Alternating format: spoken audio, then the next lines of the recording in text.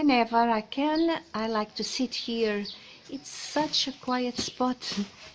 I look at the orchids, wondering if I'm doing the best I can, getting ideas to improve their comfort and well-being.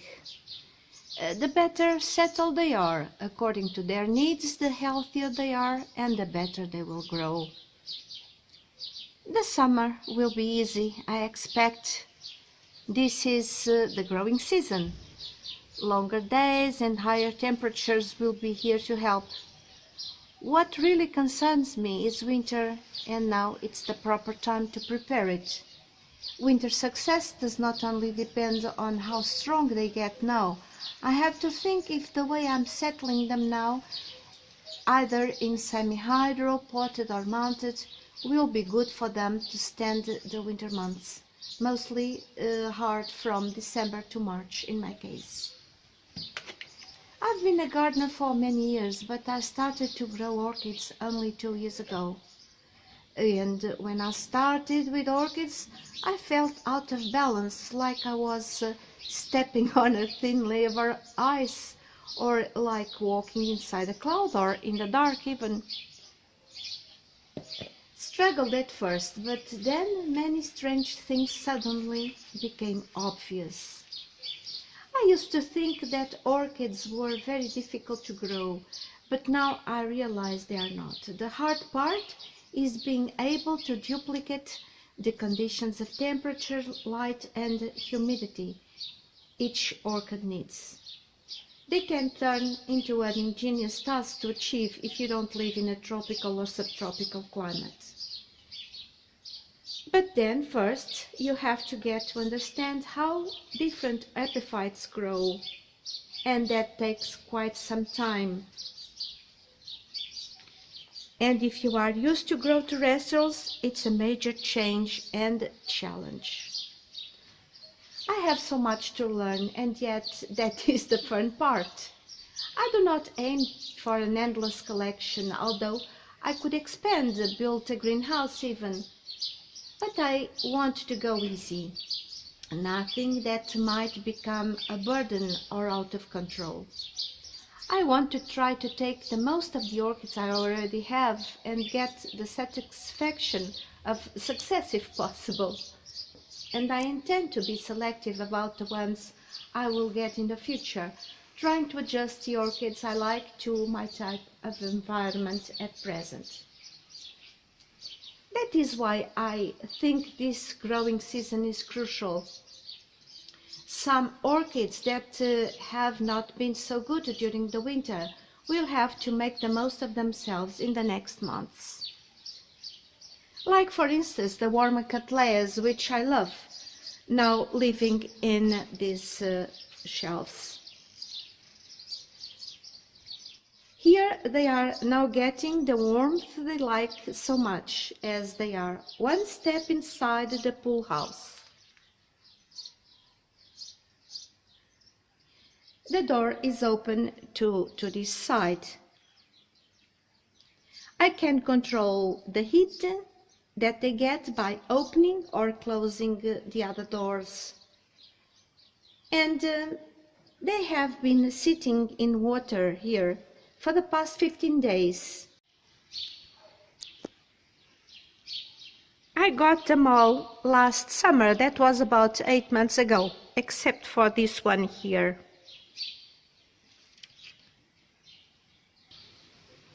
They lost quite a few roots over the winter, and so now I decided to put them in water.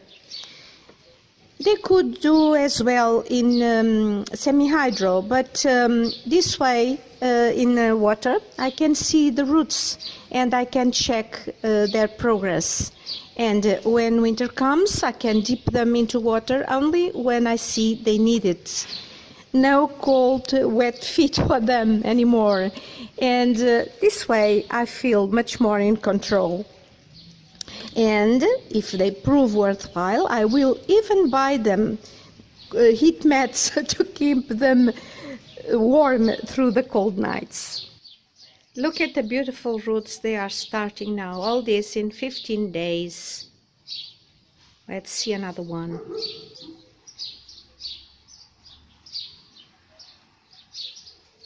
see this one too. All in 2 weeks, just because they are here hot and cozy as they like it. And here in this basket I have a Brazilian native orchid, which is Bifrenaria harrisoniae. This plant, if succeeds, can get to be quite big. It is an intermediate to warm grower, but as it requires a winter rest with drop in temperatures, it should be no problem during my winter.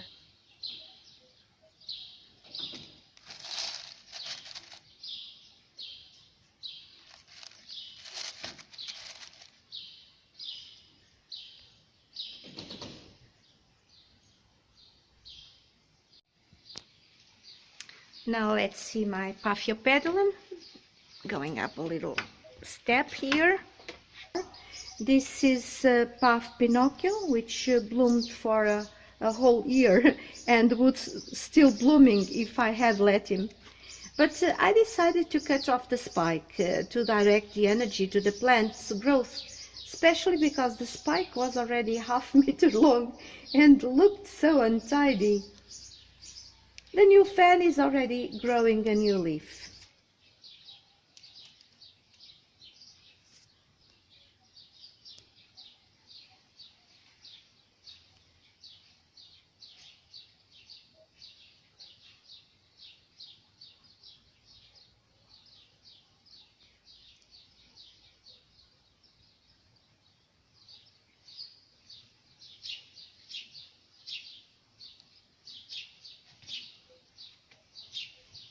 This other one is Paphiopedilum gratricianum. It is growing alright, but still no signs of blooming. Recently I repotted them in these baskets, which I already had from my pond. The roots of both these plants were okay, not spectacular, but okay, with some tips starting to show. They are potted in cork bark with sponge rock.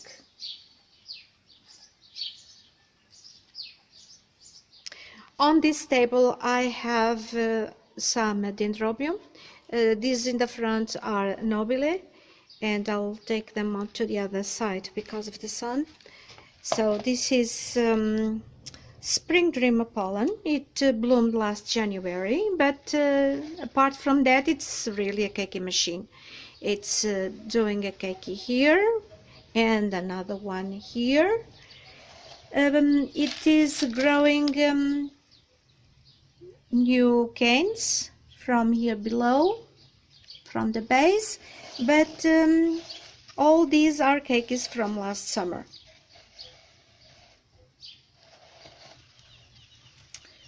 So let's put it back.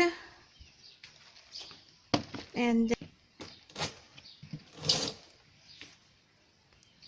this one is named Arin Smile. I bought it in last August. It was blooming then, and when winter came, it was sprouting new canes, so I couldn't give him a proper rest. So there it goes. It has these two canes now, quite strong.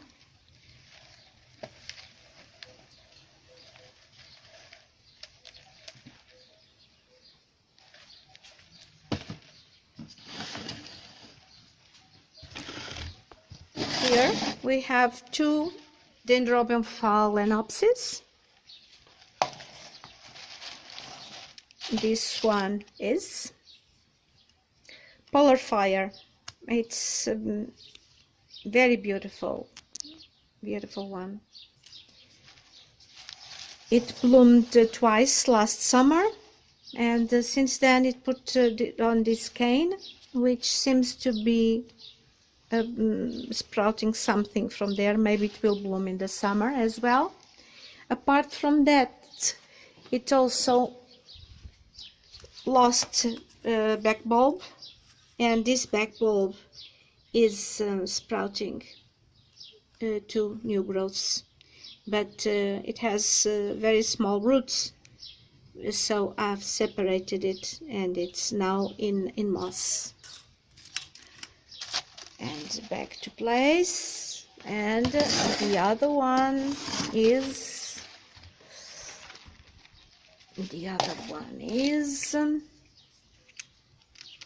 banana chocolate, and it has put on two canes here,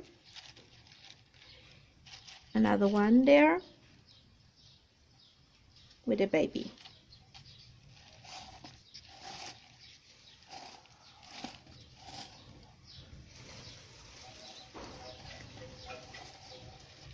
Something there too, maybe it will bloom too in the summer, although this cane is not very big.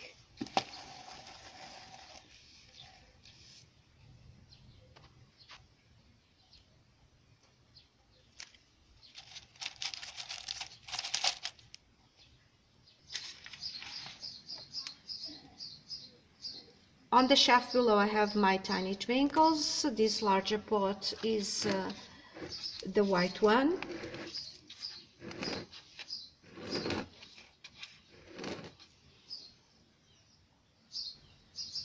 Then this one here is the pink one.